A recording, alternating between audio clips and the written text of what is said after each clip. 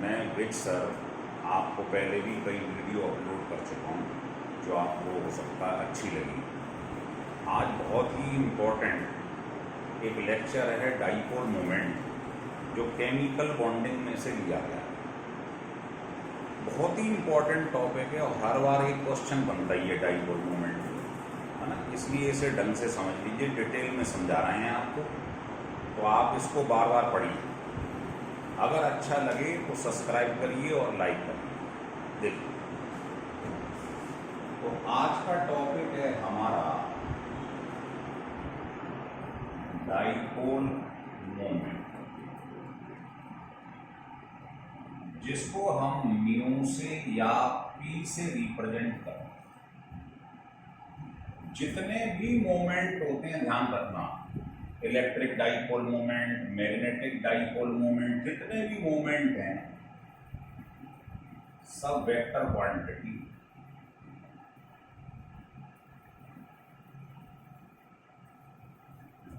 चाहे कोई सा भी मोमेंट आप ले लें, है ना। फिजिक्स में जैसे इलेक्ट्रिक डाइपोल मोमेंट ले, मैग्नेटिक डाइपोल मोमेंट ले, या केवल टॉर्क या मोमेंट ले मैकेनिक्स में, ये सब के सब वेक्टर क्वांटिटी। मतलब इनमें मैग्नीट्यूड भी है एज वेल एज डायरेक्शन। तो इसके सारे क्वेश्चन हम वेक्टर सम से ही सॉल्व करें, पहली बात। दूसरी बात यह है कि डाइपोल मोमेंट में सबसे पहले ये समझ लो डाइपोल क्या होता है।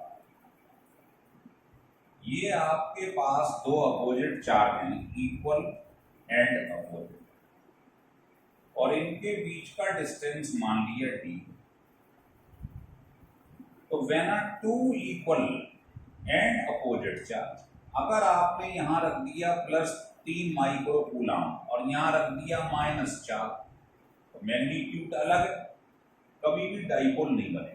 डाइपोल की कंडीशन है अगर इधर +3 है तो इधर -3 ही होना चाहिए, equal and opposite.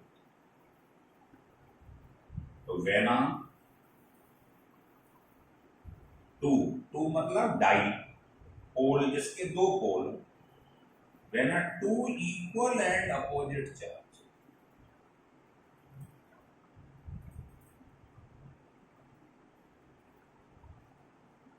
placed at a certain distance,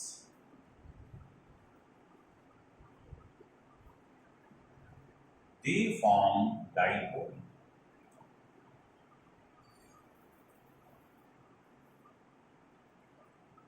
तो जब भी दो इक्वल एंड अपोजिट चार्ज कुछ डिस्टेंस पे रखे होंगे तो वो डाइपोल बनता है।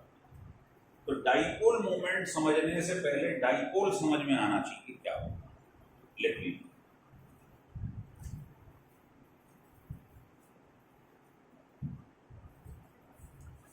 आगे बढ़ो।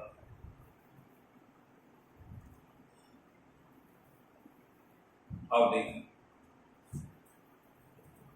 अब आता है डाइपोल मोमेंट क्या चीज। आपने जब डाइपोल बना दिया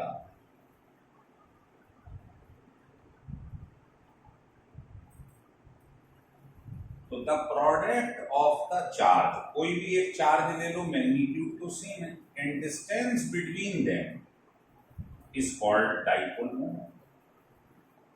ये होता है डाइपोल मोमेंट, इन दोनों का प्रोडक्ट।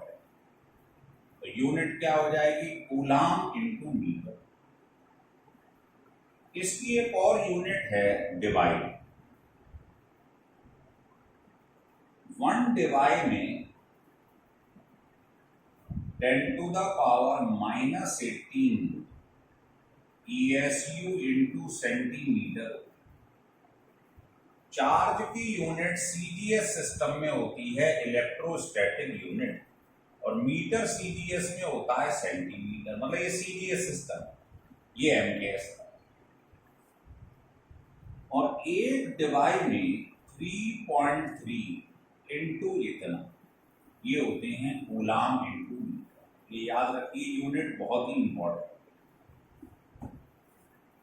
तो दूसरी बात हमें समझ में आ गई, डाइपोल मोमेंट क्या होता है, द प्रोडक्ट ऑफ चार्ज, कोई भी एक ले लो, and distance between the two charges is called dipole moment. तीसरा पॉइंट ये है कि जो डायरेक्शन होता है इसका, the direction of dipole moment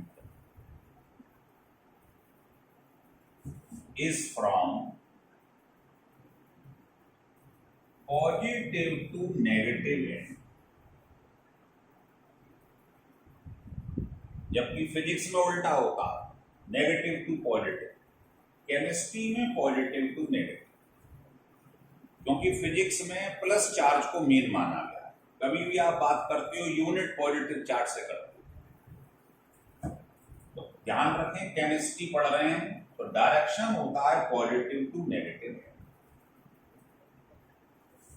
चलिए अब हम एक एक करके चर्चा करेंगे, तो लिखिए application.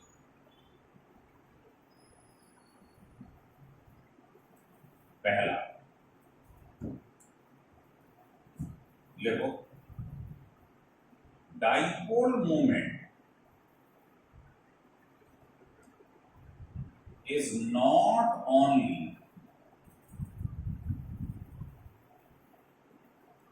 depend upon the electronegativity difference but also depend upon the shape or size of the molecule।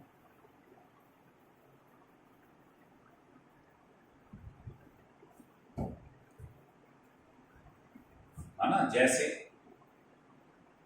जो सिमेट्रिकल मॉलिक्यूल होती है, फॉर सिमेट्रिकल मॉलिक्यूल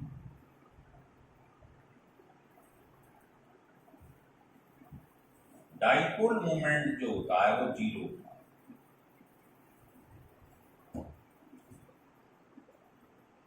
आप कहेंगे सिमेट्रिकल मॉलिक्यूल क्या होता, तो इसकी दो कंडीशन आप लिख लीजिए।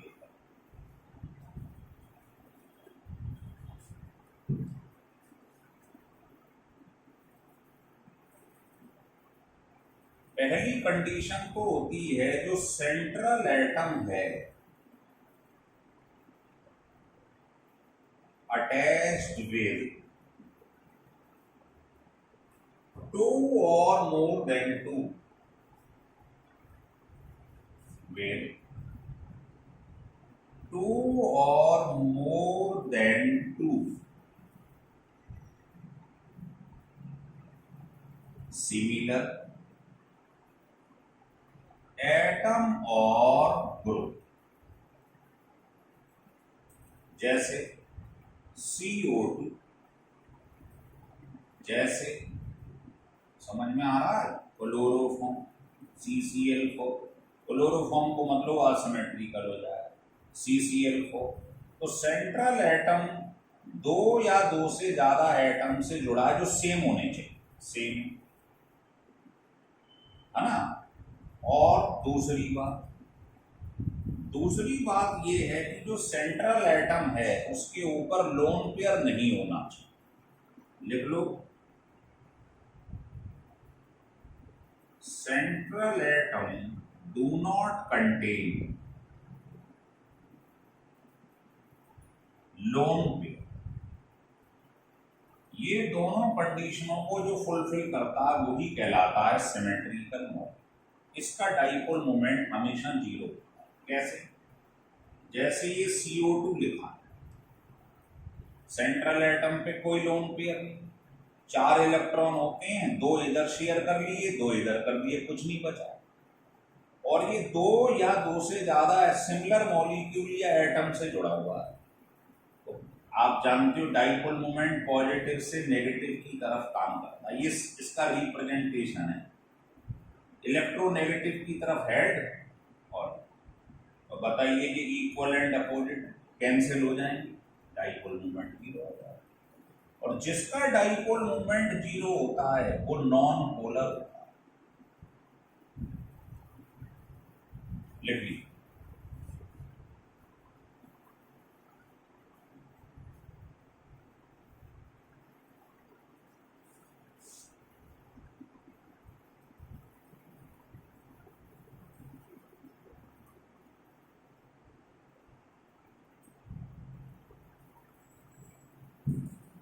हटा दूं, चलिए तो पढ़ लिया हमने सिमेट्रिकल मॉलिक्यूल का डाइपोल मोमेंट जीरो। दूसरा, dipole moment is not equal to zero for unsymmetrical molecule. Unsymmetrical उसका उल्टा करो, जैसे H2S, जैसे H2, जैसे क्लोरोफॉर्म। बताइए क्या ये सिमेट्रिकल है? नहीं। देखो सेंट्रल एटम दो या दो से ज्यादा सेम एटम से तो जुड़ा है, पर इस पे दो लोन पे। भाई सल्फर के बाहर 6 इलेक्ट्रॉन होते हैं, एक इधर शेयर कर लिया, एक इधर, सिंगल बॉन्ड का मतलब 4 बचे रहे, तो इस पे दो लोन पे। इसका मतलब ये अनसिमेट्रिकल है। इसका डाइपोल मोमेंट कभी भी जीरो नहीं। इस पे देखो दो लोन पे, कभी जीरो नहीं। इस पे देखो सेंट्रल एटम सब एटम सेम है क्या? नहीं, ये Cl है, ये H है, तो ये अनसिमेट्रिकल है, इसका डाइपोल मोमेंट जीरो नहीं। तीसरी, यही सब क्वेश्चन बनते हैं। तीसरी बात ये है कि जो डाइपोल मोमेंट है ये डिफरेंस ऑफ इलेक्ट्रोनेगेटिविटी के डायरेक्टली प्रोपोर्शनल है।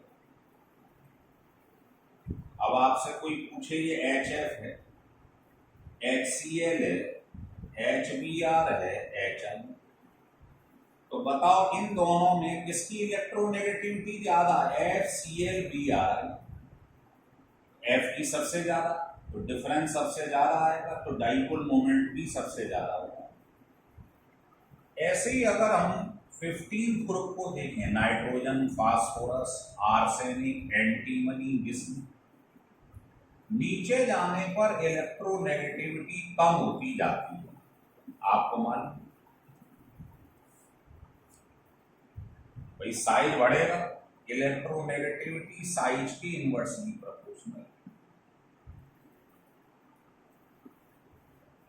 साइज बढ़ता है तो इलेक्ट्रोनेगेटिविटी कम होती है। तो अपने ग्रुप में नाइट्रोजन सबसे ज्यादा इलेक्ट्रोनेगेटिव, तो मान लो आपने ये बना ली ammonium, phosphine, arsenic hydride, antimony और जिस्म, तो डिफरेंस किसका ज्यादा आएगा? N और H का, क्योंकि ये सबसे ज्यादा इलेक्ट्रोनेगेटिव, तो इसका डाइपोल मोमेंट सबसे ज्यादा होता है।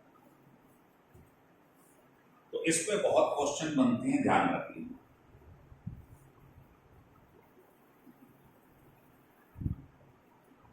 ऐसी कोई आपसे पूछ ले कि बताइए NH3 का ज्यादा होगा या NCl, तो ये मालूम है भाई N और Cl इनकी इलेक्ट्रोनेगेटिविटी सेम होती है, लगभग सेम होती है। इलेक्ट्रोनेगेटिविटी तो आप जानते हैं ना किसकी कितनी होती है? सबसे ज्यादा फ्लोरीन की होती है, फिर उसके बाद ऑक्सीजन,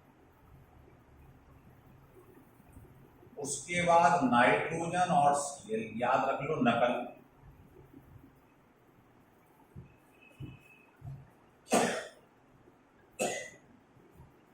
है ना?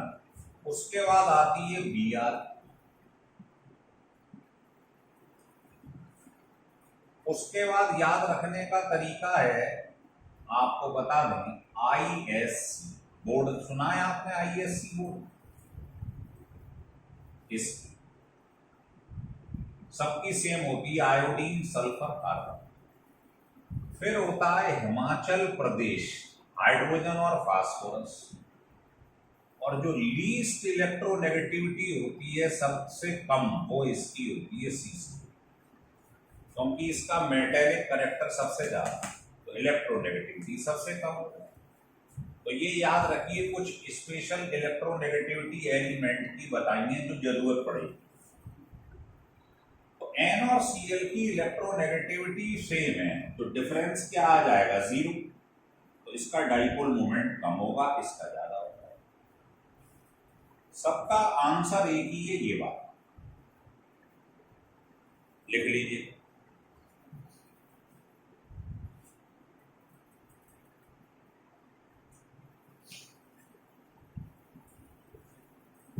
चलिए आगे।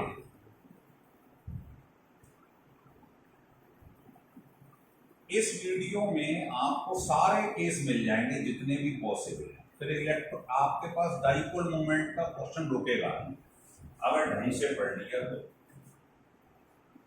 इसके बाद चौथा एप्लीकेशन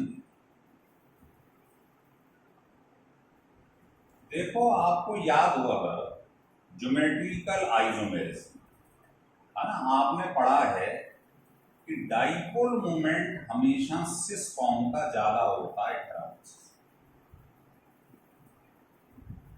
और जिसका डाइपोल मोमेंट ज्यादा है उसका बॉइलिंग पॉइंट ज्यादा होता है, उसका डिफरेंस ऑफ इलेक्ट्रोनेगेटिविटी ज्यादा होता है, उसकी पोलैरिटी ज्यादा होती है।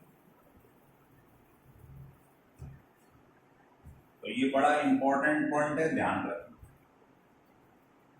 इसका मतलब डाइपोल मोमेंट सिस फॉर्म का ज्यादा है तो बीपी भी ज्यादा होगा, इसका ट्रांस डिफरेंस ऑफ इलेक्ट्रोनेगेटिविटी ज्यादा होगा, पोलैरिटी भी ज्यादा होगी, और जो ज्यादा पोलर होता है उसकी सॉल्युबिलिटी भी ज्यादा होगी। तो आपके इतने सारे क्वेश्चन सॉल्व हो जाते हैं। आइए, आप जानती, ये आपके पास लिखा हुआ है ऐसे सिस फॉर्म। सिस फॉर्म का मतलब होता है similar group attach on the same side. अगर सेम साइड में किसी भी एक तरफ जुड़ जाए सेम ग्रुप तो कहलाता है सिस फॉर्म, और अगर सिमिलर ग्रुप अपोजिट पोजीशन पर आ जाएं तो वो कहलाता है ट्रांस। ये तो सब जानते हैं। तो बताइए, कार्बन और Cl कौन ज्यादा इलेक्ट्रोनेगेटिव है? Cl।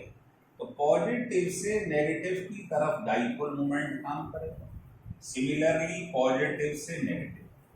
बताइए, ये इक्वल एंड अपोजिट है, कैंसिल कर देंगे एक दूसरे को। सिमिलरली आपको जो मानना मानिए, कार्बन और H में इलेक्ट्रोनेगेटिविटी आपको मालूम है, ये ज्यादा पॉजिटिव या नेगेटिव, जो मानना चाहो, ये पॉजिटिव ये नेगेटिव। ऐसे H से C की तरफ बताओ, ये HC और ये HC इक्वल एंड अपोजिट, तो ये इसको कैंसिल कर देगा, ये इसको कैंसिल कर देगा, तो नेट डाइपोल मोमेंट 0 आ। 0 आ जाए तो समझ लेना वो नॉन पोलर। लेकिन इसमें क्या होगा, पॉजिटिव से नेगेटिव दोनों सेम साइड में ऐड हो जाए, एक ही डायरेक्शन में, इसका डाइपोल मोमेंट 0 नहीं होगा। इसका मतलब ये पोलर, इसकी पोलैरिटी ज्यादा। तो समझ में आ गई बात, सिस फॉर्म का ट्रांसफॉर्म से ज्यादा। लेकिन एक केस ऐसा भी है जब ट्रांस का ज्यादा हो जाता है सिस, तो इसे लिख लीजिए, फिर बताता हूं।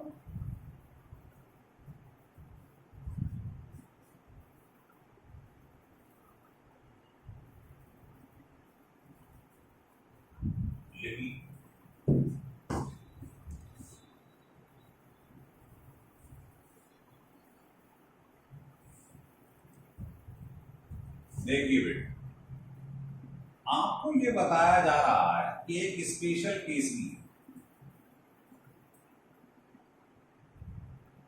जब आप देखोगे ट्रांसफॉर्म का डाइपोल मोमेंट ज्यादा हो जाएगा सिस।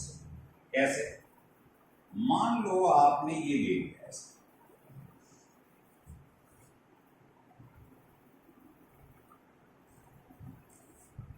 है ना, इधर ले लिया CH3H, है ना, इधर ले लिया Cl, इधर H, तो अपोजिट पोजीशन पे सेम आ रहा है ट्रांस, और इसमें सेम पोजीशन पे सेम आ रहा है, तो क्या बोलेंगे, सिस्टम। सिमिलर साइड में सेम ग्रुप आ जाए सिस्कॉम, डायगोनल पे सेम आ जाए ट्रांस। अब बताइए, आपने पढ़ा है कि ये कौन सा ग्रुप है, प्लस आई, इलेक्ट्रॉन देता है, तो डाइपोल मोमेंट का डायरेक्शन ये हो जाए, दे रहा, ये माइनस आई खींचता है इलेक्ट्रॉन, ये अपनी तरफ खींचता, तो बताओ इन दोनों का डायरेक्शन एक ही हो गया, नहीं हो गया, दोनों ऐड हो गए। इसमें क्या हो रहा है साहब, ये दे रहा है इलेक्ट्रॉन और वो अपनी तरफ खींचे चला जा रहा है, तो डाइपोल मोमेंट जो आएगा कुछ नलीफाई हो जाएगा, इसमें दोनों एक डायरेक्शन में ऐड हो जाए, इसलिए डाइपोल मोमेंट ज्यादा होता है ट्रांस का सिस से। तो ये स्पेशल केस है, ध्यान रखें।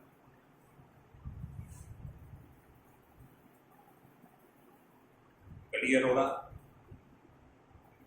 चलिए अगला पॉइंट लिखिए। अगला पॉइंट ये है, इसको हटा दे रहा हूं पहले।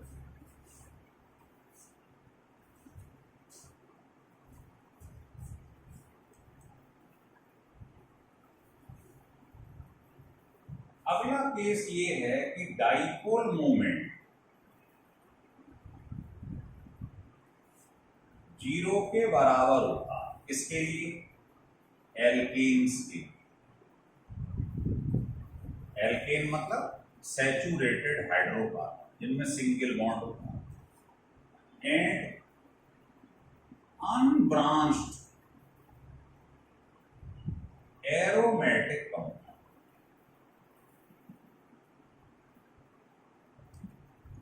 जैसे कोई आपसे कहे कि आपके पास साहब ये लिखा है, एक एल्केन लिखा है, कितने भी कार्बन, इसका डाइपोल मोमेंट 0 होगा, मतलब ये नॉन पोलर होगा।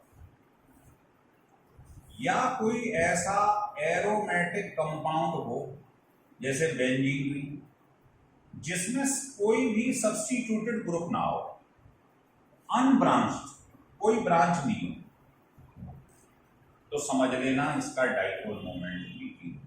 तो बेंजीन का डाइपोल मोमेंट क्या है, 0, सिमेट्रिक। तो ये ध्यान रखिए, 0 होता है मतलब ये चीज नॉन पोलर होती है, नॉन पोलर, जिसका 0 होगा नॉन पोलर।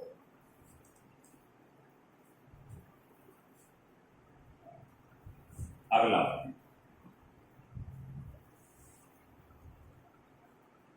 अगला पॉइंट है, डाइपोल मोमेंट 0 होता है फॉर सिमेट्रिकल एल्काइन की, और 0 नहीं होता फॉर अनसिमेट्रिकल एल्काइन के।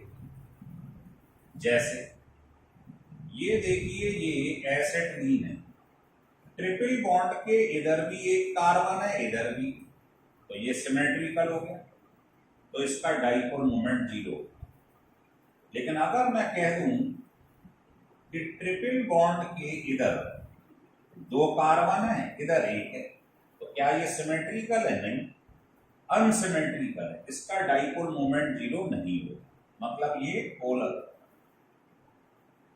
ये नॉन पोलर।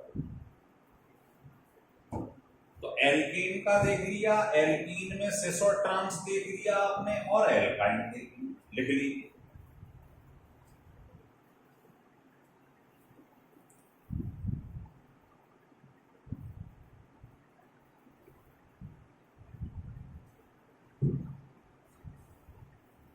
इसे हटा, मान लीजिए नेक्स्ट केस ले लें कि डाई सब्स्टिट्यूटेड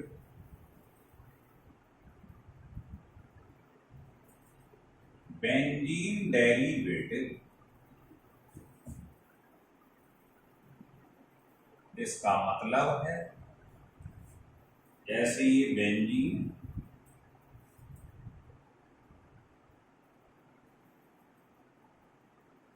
ये बेंजीन डाई सब्स्टिट्यूटेड का मतलब है इस पे दो ग्रुप लगे। आप जानते हो बगल बगल में लगी हो एडजेसेंट पोजीशन में तो इसको ऑर्थो बोलते हैं। अगर ऑल्टरनेट पे लग जाए पोजीशन छोड़ के तो मेटा, और आमने सामने आ जाए तो पैरा। अगर ये दोनों ग्रुप सेम हैं या सेम नेचर की तो लिख लो if both substituted group have same nature। Same nature से क्या मतलब है, या तो दोनों प्लस आयन इलेक्ट्रॉन देने वाले या लेने वाले। देन तब क्या करते हैं देखिए, ये आपको मालूम है हर कॉर्नर पे कार्बन पॉजिटिव से नेगेटिव की तरफ डाइपोल मोमेंट काम कर रहा है, पॉजिटिव से नेगेटिव। ये μ1 है, मान लो डाइपोल मोमेंट ये μ2 है, और इनके बीच का एंगल जो है वो थीटा है। तो बताइए इन दोनों का रिजल्टेंट क्या होगा। रिजल्टेंट का फार्मूला हम जानते हैं, बोलिए। A1 square plus A2 square plus 2A1 A2 cos बड़ा है सब। तो ये जो दो डाइपोल मोमेंट है इनका जब रिजल्टेंट निकालेंगे हम इससे, तो बताइए यहां म्यू का कॉस थीटा से क्या रिलेशन है डायरेक्टली। लेकिन कॉस थीटा का थीटा से क्या रिलेशन होता है, इनवर्स।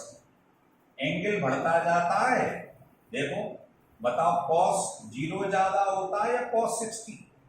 कॉस 0 होता है 1 और कॉस 90 होता है 0। तो एंगल अगर बढ़ता है तो कॉस थीटा कम हो जाता है, इनवर्स।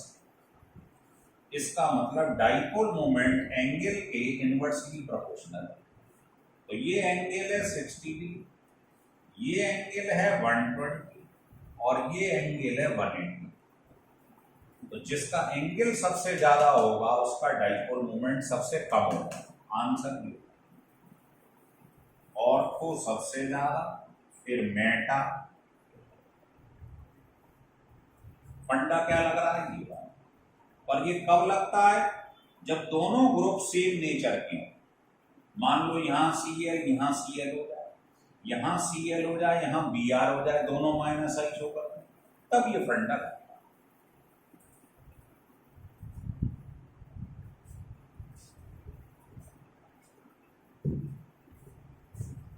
चलो आगे बढ़ते हैं।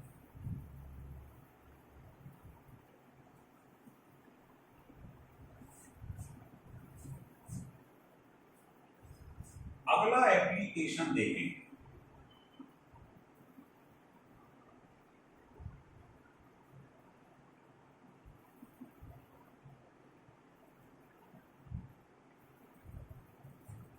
अब ऐसे मान लो एटम जो है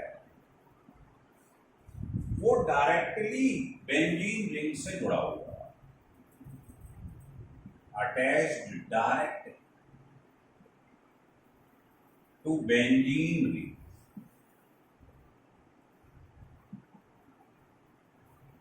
एंड कंटेन लोन पेयर। अगर ये देखो ये बेंजीन रिंग है और यहां पर मान लो OH लिखा है, OH, तो आपको मालूम है बेंजीन रिंग से डायरेक्टली ऑक्सीजन एटम जुड़ा और इस पर लोन पेयर, लोन पेयर। तो इसको नॉन लीनियर मॉलिक्यूल के, बस ये ध्यान रखना इस एटम की बजाय इसे ग्रुप पढ़। अगर कोई ग्रुप जैसे OH ग्रुप है वो डायरेक्टली बेंजीन रिंग से जुड़ा है और इसके ऊपर लोन पेयर है, तो आप ये मत देख लेना कि ये ऊपर जा रहा है ये नीचे कैंसिल कर दो, ये नॉन लीनियर है। आप कहेंगे कैसे, तो देख लो।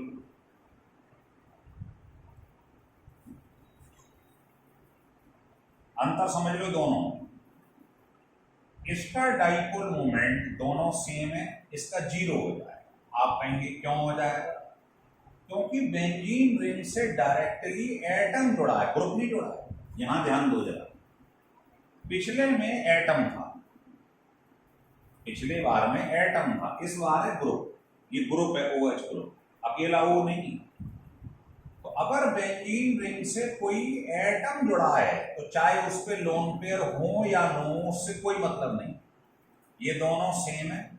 पैरा पोजीशन पे एक दूसरे को कैंसिल कर देंगे, पॉजिटिव से नेगेटिव 0 हो जाए। लेकिन अगर ग्रुप आ गया और जो बेंजीन रिंग से डायरेक्टली एटम जुड़ा है उस पर लोन पेयर आ गया, तो ये नॉन लीनियर क्यों है। देखो जैसे ये OH, ये OH, इस पे लोन पेयर, तो आपको मालूम ही है, देखो पॉजिटिव से नेगेटिव की तरफ काम कर रहा है डाइपोल मोमेंट, ये एक दूसरे को कैंसिल कर रहा है। लेकिन इधर देख रहे हो पॉजिटिव से नेगेटिव की तरफ काम कर रहा है डाइपोल मोमेंट, पॉजिटिव से नेगेटिव की तरफ। लेकिन क्या ये कैंसिल कर रहे हैं एक दूसरे को, नहीं। ये और ये दोनों एक डायरेक्शन में ऐड हो जाएंगे, ये वाला इसको कैंसिल कर देगा लेकिन ये वाला ऐड हो जाएगा, इसलिए इसका डाइपोल मोमेंट 0 नहीं होगा। इन्हें नॉन लीनियर मॉलिक्यूल। तो कंडीशन याद रख लो, अगर बेंजीन रिंग से कोई ग्रुप लगाओ, एटम नहीं, एटम होगा तो 0 है, सेम होगा। लेकिन अगर सेम ग्रुप लगा है तो ये देख लेना कि इसके ऊपर लोन पेयर अगर है, लोन पेयर, तो ये नॉन लीनियर है, इसका डाइपोल मोमेंट कभी भी 0 नहीं होगा। मान लो ये नहीं होता, ये हो जाता, थायोल ग्रुप आ जाता, तो भी आप देख लो भाई S के बाहर 6 होती, एक इधर शेयर करा, एक इधर लोन पेयर आ गया, तो इसका भी 0 नहीं होगा। लेकिन इसका 0 हो जाएगा क्योंकि ये ग्रुप नहीं, ये एटम और सिमिलर है। तो क्लियर हो गया, ये बहुत ही इंपॉर्टेंट केस है, 2-3 क्वेश्चन IIT में पूछे जा चुके हैं इसके।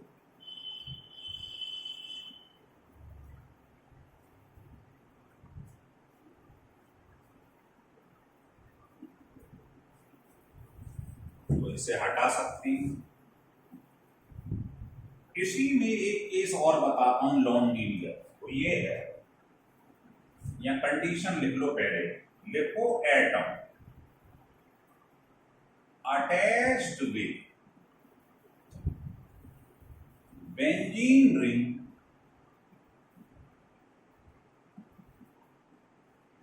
बेंजीन रिंग से मान लो कोई ग्रुप है, उसके साथ एटम देख रहा हूं, बेंजीन इससे जुड़ा हुआ हो, ये फर्दर अटैच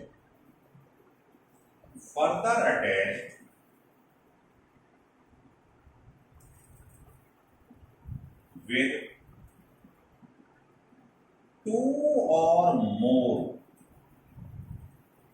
electronegative एटम, तब भी इसका डाइपोल मोमेंट 0 नहीं होता, ये नॉन लीनियर मॉलिक्यूल कहलाता है। लीनियर वालों का 0 होता है, नॉन लीनियर का नहीं। मतलब समझो, कहना मैं ये चाहता हूं कि ये बेंजीन,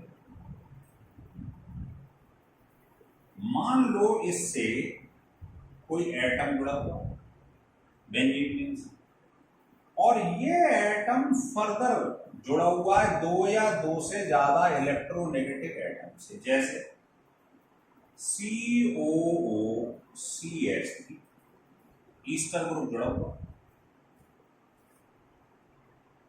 बेंजीन रिंग से कोई ग्रुप जुड़ा है जिसमें जो सामने एटम है इस पे लोन पेयर तो नहीं है भाई, 4 बॉन्ड होते हैं, 4 बॉन्ड हैं।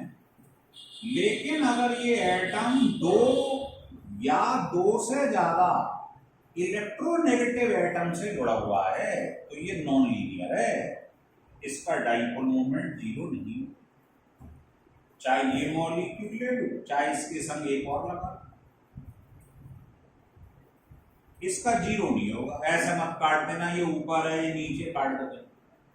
तो नॉन लीनियर की दो कंडीशंस हो गई, एक तो ये वाली और दूसरी मैंने आपको बताई दी थी कि नॉन लीनियर वो होता है कि अगर बेंजीन रिंग से कोई ग्रुप जुड़ जाए, मान लो ये ग्रुप जुड़ा है ना, इसको ऐसे करें तो बेंजीन रिंग से कोई एटम नहीं, ग्रुप जुड़ गया और जो बेंजीन रिंग से जुड़ा हुआ एटम है उसके ऊपर लोन पेयर हो, तो ये भी नॉन लीनियर है। और दूसरी कंडीशन ये वाली नॉन, इनका डाइपोल मोमेंट जीरो नहीं होता, मतलब ये पोलर हो। जिनका डाइपोल मोमेंट जीरो नहीं होगा वो पोलर हो गया। सबसे ज्यादा पूछे जाने वाला केस बता रहा हूं, हो रहा है क्लियर?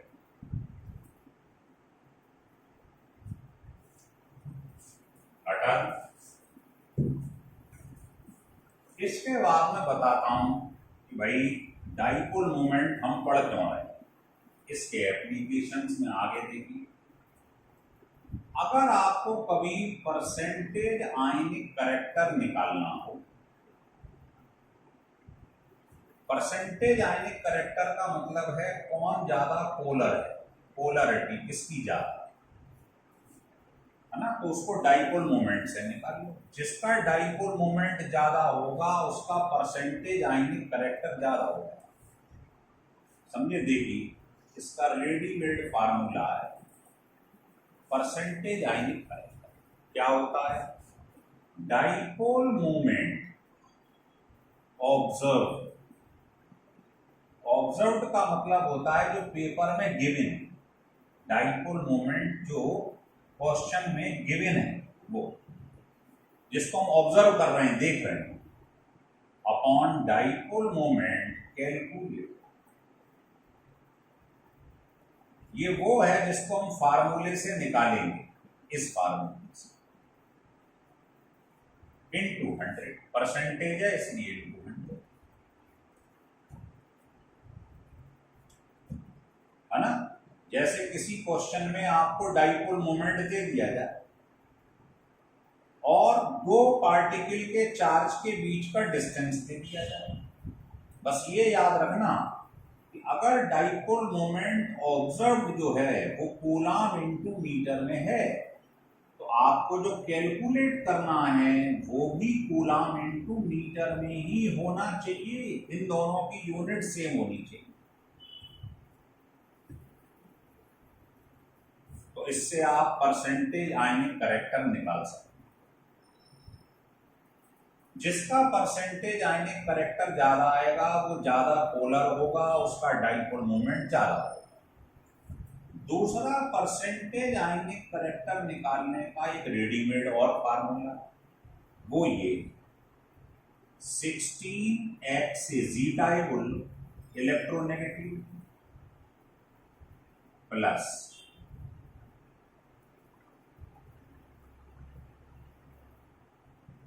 ये दूसरा formula.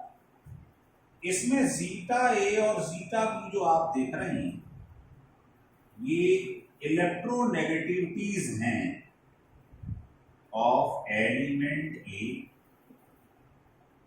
And electronegativity of element. इसका मतलब जितना डिफरेंस ज्यादा होगा इलेक्ट्रोनेगेटिविटी का उतना परसेंटेज आयनिक करैक्टर ज्यादा निकलेगा, मतलब उसका डाइपोल मोमेंट भी उतना ज्यादा होगा। तो ये चीज भी आप लिख सकते हो, जिसका डिफरेंस ऑफ इलेक्ट्रोनेगेटिविटी ज्यादा है, डाइपोल मोमेंट ज्यादा है, परसेंटेज आयनिक करैक्टर ज्यादा है। जैसे मैं आपसे पूछूं ये H है, HCl है, HBr, बताइए किसका परसेंटेज आयनिक करैक्टर ज्यादा है? तो किसका डिफरेंस ऑफ इलेक्ट्रोनेगेटिविटी ज्यादा है? इसका। तो इसका परसेंटेज आयनिक करैक्टर सबसे ज्यादा होता है।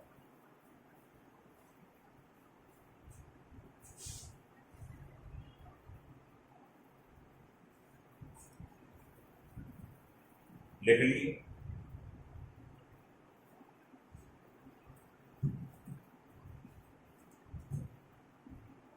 हटा देता हूं। और एक चीज आपको लास्ट और बता दें कि अगर किसी का डिफरेंस ऑफ इलेक्ट्रोनेगेटिविटी 1.9 से ग्रेटर आ जाए तो समझ लेना उसका नेचर आयनिक हो जाए, मतलब वो इलेक्ट्रोवैलेंट बॉन्ड बनाएगा। अगर किसी का इलेक्ट्रोनेगेटिविटी डिफरेंस से लेस आ जाए तो वो कोवेलेंट बॉन्ड बनाए। अब कोवेलेंट बॉन्ड भी दो टाइप के होते हैं, तो ये कहलाता है पोलर कोवेलेंट। और अगर किसी का इलेक्ट्रोनेगेटिविटी डिफरेंस एग्जैक्ट 0 आ जाए, जैसे H2 है ना, Cl2 दोनों सेम है, तो डिफरेंस क्या आ जाएगा 0। तो ये होता है, सॉरी हाँ ये तो सही होता है, ये हो जाता है नॉन पोलर कोवेलेंट बॉन्ड। तो ये कंडीशन ध्यान रखें। जैसे क्वेश्चन ले लें कि ये दो एलिमेंट हैं ए और बी, इसकी इलेक्ट्रोनेगेटिविटी 1.2, इसकी 3, दूसरे में इसकी 1.4, इसकी कुछ भी मान लीजिए 6, तीसरे में सेम। तो बताइए इनका डिफरेंस क्या आ रहा है, 1.9 से कम, तो ये बनाएगा पोलर कोवेलेंट बॉन्ड।